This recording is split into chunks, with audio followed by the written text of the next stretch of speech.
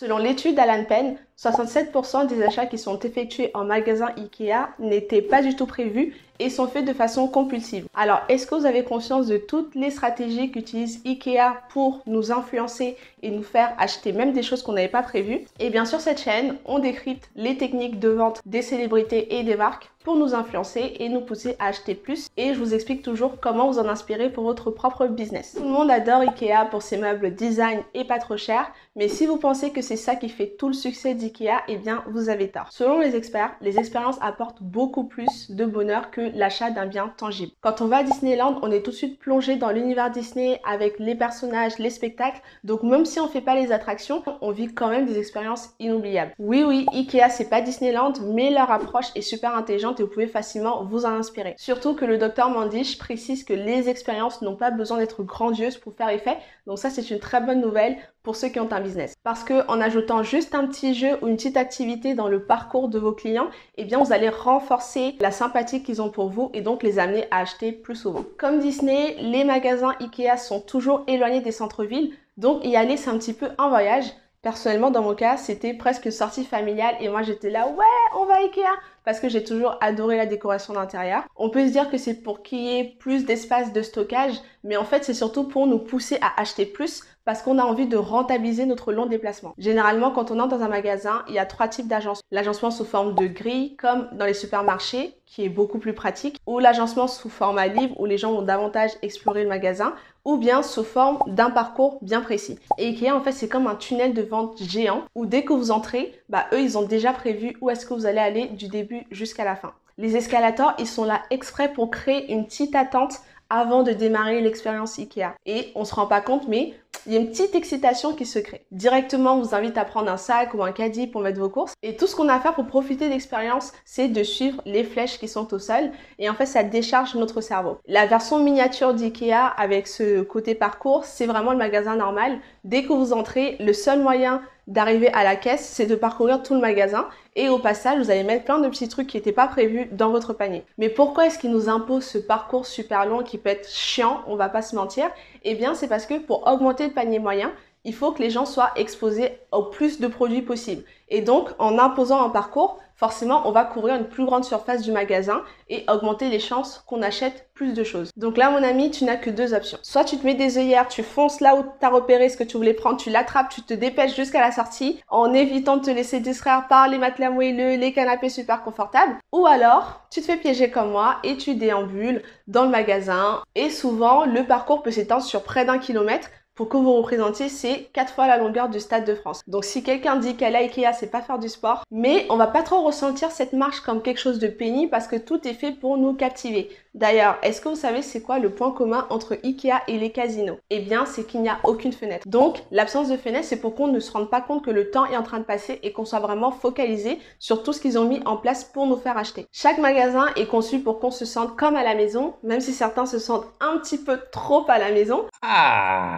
Vous avez peut-être remarqué, il y a plein de miroirs par-ci par-là, c'est pour qu'on ait envie de se regarder et que ça crée un sentiment de familiarité. Ils auraient pu se contenter d'exposer tous les canapés côte à côte, toutes les lampes côte à côte, mais ça ferait pas assez de ventes. En fait, Ikea, ils vont faire les représentations entières des appartements en mettant les murs pour que ce soit bien réaliste et parfois des faux escaliers. Et ils vont aussi s'adapter à l'architecture qui est présente dans la région où ils sont implantés. L'idée, c'est que la meilleure technique pour pouvoir vendre un produit, c'est d'amener le client à se projeter, à visualiser le produit et à se dire comment est-ce que je pourrais l'utiliser. Et ça leur permet aussi d'utiliser 4 techniques de vente que vous devez absolument retenir: le biais d'ancrage, l'effet de contraste, l'effet de cadrage et la répétition. Pour faire simple, le biais d'ancrage et l'effet de contraste, c'est presque la même chose. Les deux sont des biais de jugement qui font que la perception d'une information est affectée par une autre information qu'on a reçue plus tôt ou qu'on a reçue en même temps. Par exemple, lorsqu'ils vont nous montrer un canapé à 549 € et à côté on a un pouf qui coûte juste 89 €, et bien en fait on a l'impression que le pouf est moins cher, même si c'est pas le pouf le moins cher du marché. Et pour votre business, c'est super simple à copier. Par exemple, dans votre tunnel de vente, une fois que la personne achète, proposez-lui un autre produit qui coûte 10 fois moins cher pour qu'elle se dise bon, j'ai déjà dépensé 200 €, c'est pas 20 € de plus qui va changer les choses. Et la personne, elle le met dans son panier. Ou alors si vous vendez des services ou du coaching, eh bien présentez systématiquement votre offre la plus chère en premier. Par exemple, on propose un site internet complet avec une interface administrateur et une maintenance pendant 1 an pour 10 000 €. Mais pour vous, je pense qu'un one-pager peut suffire pour 2 500 €. Donc quand la personne entend 10 000 €, ça sonne rouge dans son cerveau et après 2 500, ah ok, ça coûte tout de suite moins cher. L'effet de cadrage explique que les êtres humains sont influencés par la manière dont vous présentez l'information. Donc le cadre que vous posez va influencer la perception des choses et donc leur décision. Par exemple, quand vous allez au supermarché et qu'il y a un yaourt où il y a écrit 80% de matière grasse en moins, mais qu'à côté on vous met un yaourt avec 20% de matière grasse, eh bien les deux c'est la même chose. Mais les gens vont pas choisir le même yaourt. Et essayez de me dire pourquoi dans les commentaires. Si vous vendez des produits ou des services sur internet et que vous avez besoin d'aide pour mettre en place un tunnel de vente efficace, cliquez sur le lien en description pour télécharger mon guide suprême des tunnels de vente. Donc il vous aidera vraiment à mettre en place quelque chose qui coûte pas grand chose mais qui vous rapporte beaucoup. À Ikea justement, vous allez voir les mêmes articles, effets de répétition, présentés dans différents cadres. Par exemple, une table basse gigogne va être mise entre 2 canapés pour que vous puissiez voir ce que ça donne en tant que table basse, mais ils peuvent être aussi mis à différents endroits d'un même salon pour que vous sachiez que vous pouvez les utiliser peut-être comme une table d'entrée ou alors une table à côté d'un meuble. Donc le fait de montrer le produit dans différents cadres, ça permet à différentes personnes de le visualiser et de se dire « Ah bah tiens, j'avais pas pensé à l'utiliser comme ça ».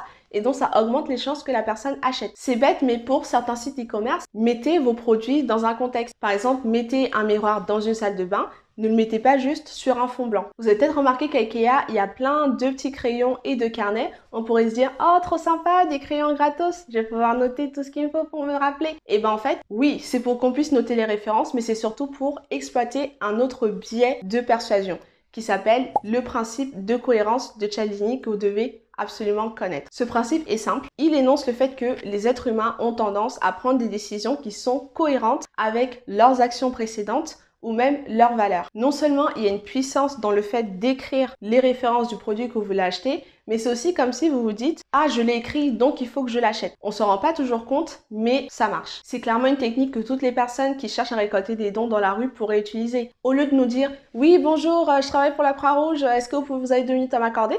La personne pourrait très bien vous demander « Bonjour madame, est-ce que vous aimez les enfants ?» Faut dire « Oui, bien sûr. Est-ce que vous pensez que c'est important que chaque enfant puisse aller à l'école et assurer son avenir ?» Oui, bien sûr. Eh bien, notre association finance la scolarité de plus de 1000 enfants chaque année. Est-ce que vous pouvez donner un don pour nous soutenir? La personne, elle vient de dire qu'elle se soucie des enfants, qu'elle estime que chaque enfant devrait aller à l'école. Eh bien, quand vous lui présentez une association qui peut concrétiser ça, techniquement, si elle est cohérente avec ce qu'elle a dit avant, elle va vous donner quand même quelque chose. Et franchement, ça, c'est une technique qui ne marche pas que dans le business. Même au travail, même avec vos parents, avec vos enfants, vos amis, vous pouvez utiliser le principe de cohérence pour obtenir ce que vous voulez. Que de poser directement la question, amener la personne à dire des choses qui vont la pousser à être cohérente avec ce qu'elle vient de dire. Donc tous ceux qui disent que la vente c'est mauvais, donc voilà, c'est encore la preuve que connaître les techniques de vente peut vous aider dans votre quotidien. Vous savez, des fois quand les gens n'achètent pas vos produits, c'est pas parce que l'autre produit est nul ou que vous êtes nul en vente, c'est souvent parce qu'ils ont faim. Franchement, quand j'ai faim, je peux me transformer en Gremlins et il faut surtout pas me faire chier. Eh bien, Ikea, ils ont pensé à ça et c'est pour ça que lorsque vous parcourez le showroom, vous finissez par atterrir dans la partie restauration. Les enfants qui ont traîné toute la journée, ils ont faim. Les parents, ils ont faim. Donc, que de devenir grognon et de chercher à rentrer à la maison absolument, eh bien, ils prennent le temps de s'asseoir et de manger, de reprendre des forces pour continuer l'achat, pour continuer l'expérience Ikea. Et justement, le passage à la caisse, qui est la partie qu'on déteste tous, parce qu'on voit la facture qui commence à devenir salée, eh bien, ils arrivent à rendre ça plus agréable en mettant des boulangeries juste en face. Comme ça, les odeurs qui vont se dégager, ils vont apaiser le cerveau. Et ça va un peu nous distraire de la facture qui est hyper salée. Bon, des fois ça marche pas, parce que on se rend compte qu'on a vraiment explosé la tirelire. Bref, conclusion, donnez à manger à vos clients. Je peux pas terminer cette vidéo sans vous parler de l'effet Ikea, parce que c'est ce qui fait vraiment le succès de l'expérience Ikea. En faisant une étude auprès de leur communauté, l'équipe d'Ikea a constaté que les gens étaient beaucoup plus attachés aux meubles qu'ils avaient montés de leurs propres mains, et ça même s'ils avaient des défauts. Eh bien, c'est ce qu'on appelle l'effet Ikea.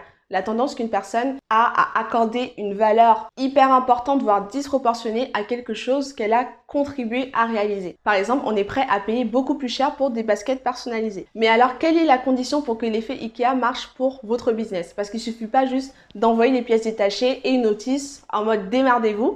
pour que les gens se disent que waouh, j'adore ce produit. En fait, dans les années 1950, un entrepreneur américain a essayé d'innover en proposant des préparations de gâteaux déjà prêtes à cuire, dont tout ce que les gens avaient à faire, c'est de mettre la préparation dans un moule, l'enfourner et attendre que le gâteau soit prêt. Sauf que les ventes ne décollaient pas. Et lorsqu'ils ont changé la recette en permettant aux gens d'ajouter un œuf à la maison, et bien tout de suite les ventes ont décollé. Donc ça, c'est pour dire que l'effet IKEA fonctionne si les gens ont le sentiment d'avoir contribué à la chose. Mais d'un autre côté, il y a quand même des gens qui préfèrent payer plus cher pour quelque chose qui est déjà prêt. Ils préfèrent payer plus cher pour que quelqu'un vienne monter leur canapé, leur armoire à leur place. Ces gens-là existent aussi. Donc je pense quand même que c'est une piste pour vous à explorer parce qu'il y a de plus en plus d'entreprises qui favorisent la co-création avec leurs clients plutôt que de proposer des produits déjà tout faits. Donc moi je pense que ça mérite une petite exploration. N'oubliez pas, si vous avez besoin d'aide pour construire votre tunnel de vente, cliquez sur le lien en description, j'ai un petit cadeau pour vous. Si la vidéo t'a plu, n'hésite pas à t'abonner et me dire ce que t'en as pensé en commentaire. Bye!